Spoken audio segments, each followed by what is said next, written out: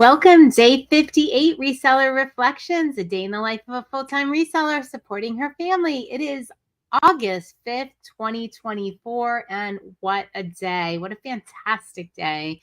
All right, it started with, of course, motivation in minutes. Yes, if you haven't joined our Patreon group, Motivation in Minutes is available to even the first tier in our Patreon group. Patreon is, I just need to say, join our Patreon group. It's free. If you decide you want something else, there are levels, tiers, all of that sort of thing. But I started the day with motivation in minutes. And Vanessa of Brightest Holidays sent me this quote this morning. Alone, we can do so little. Together, we can do so much. And that's Helen Keller. And my word of intention today was community. And boy, did that pan out just beautifully. I'm very grateful for our Chats community and everything they provide every day in my life. It's amazing. Okay.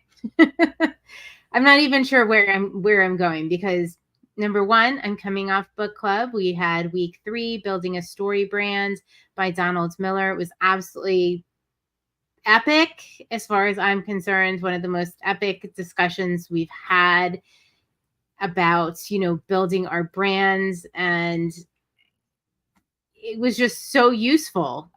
It totally, by the end of, it's a half an hour book club, right? Like we meet once a week, half an hour. It was an hour because we were just like in such a deep discussion about, building a brand and our customers and what that means. And, I just have to say, I'm so blown away by the brands that the people in this book club are building and the services they're providing and the problems they're solving for people. It's just such an amazing way to think about things. Transformative. So I have a million ideas spiraling in my head because I left there. I came in with one idea and I left there with a totally different one. Thanks to them, the members of the book club, pushing me and asking me like questions, hard questions. And so I have a lot to think about as far as my brand for Consignment goes. I knew I had some work to do and I knew I had some clarification of my message, but I was thinking about it all wrong. And without the book club and without taking action and reading this book with other people that are, building a brand and building businesses, I would have went along doing the same thing I was thinking and the same thing I was doing. And really that wasn't the best way to do things. So thank you guys so much for that.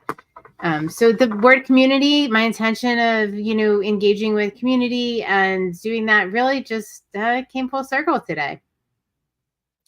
I wanted to share a story about book club, and I don't remember if I shared this on the Reseller Reflections or where I shared it in a Come List With Us, but if I'm repeating myself, I apologize, but I think it's worth repeating. So books, right? We read a different book every quarter in the Chats book club. It's linked up in the show notes if anyone wants to join us. And one of the books we did was Dale Carnegie's How to Win Friends and Influence People. I had never read that book previously because I thought it sounded gimmicky and a little corny, to be honest with you. And I had listened to the Pure Hustle podcast, used to do, I forget what they called it. Anyway, like Level Up or something. They would review a book every once in a while. And this is one of the ones they did. They convinced me to read it. It was a game changer. Just the way you look at problems, solutions, the way you can handle everyday situations. All right. So it changed the way I interact. And I gave the book to both of my children. One was going for a big job interview or internship interview that was going to be really difficult to get. And I gave her 2 words of advice. I said, read this book. And number 2, go in with enthusiasm. That is the number one reason somebody will hire you, is if you're enthusiastic, like legitimately enthusiastic. So get enthusiastic, read this book, And all right, it's worked out beautifully. She put a lot of hard work in. She got the internship, she got the job, she got the whole thing. Okay. So then my son was dealing with a difficult situation. I said, read this book. I need you to think about it from the other person's perspective. He read it and he handled the situation this week beautifully. I didn't know he had actually read it and took any of it in. And he said, you know what? I had to write this email. And he said, I'm thinking about how to do it from the perspective of the other person because of that book you had me read.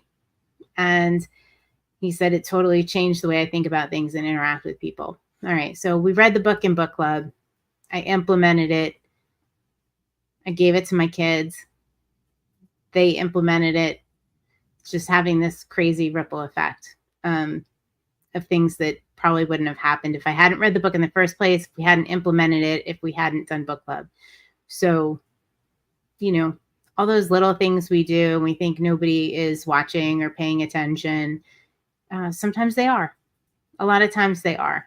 And so, we can all talk about the benefits of reading and blah, blah, blah, blah, blah, but the actual reading and implementing is where it's at for me. And to see the results of that are just all I ever need in life, right?